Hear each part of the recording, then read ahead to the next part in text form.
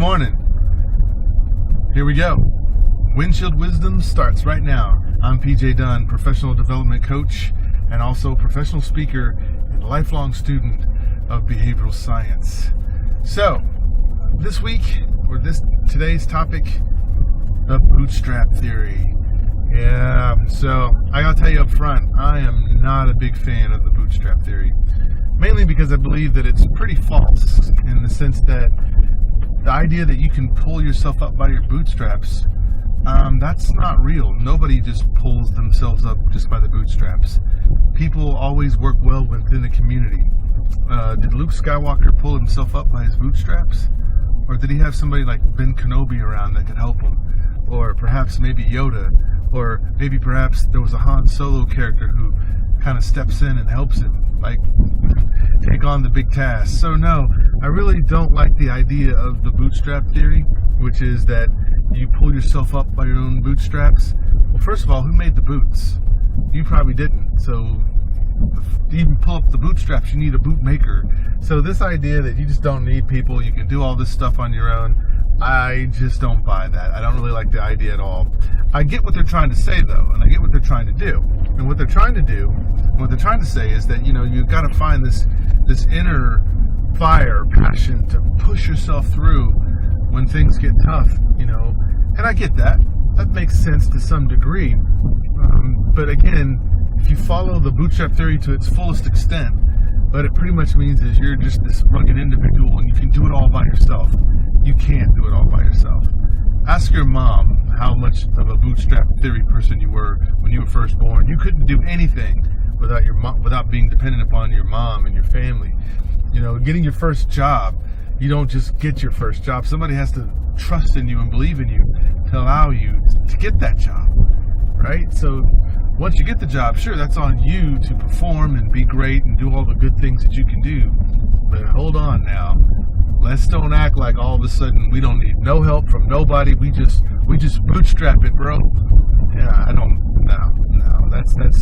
That's really disingenuous as far as I'm concerned. Life is actually more fun anyway when you're able to admit that, hey, it's part of my community. When you see a big professional speaking at one of these big conferences, they're going to tell you that they thank their family, they thank their wives, they thank their husbands, their children for allowing them to escape, to be able to do the perfect work that they've done, that they're being recognized for.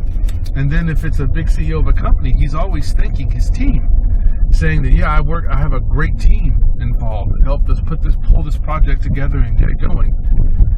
Can you imagine if the CEO got up there and acted as if, none of his employees mattered because he was bootstrapping himself the whole way through?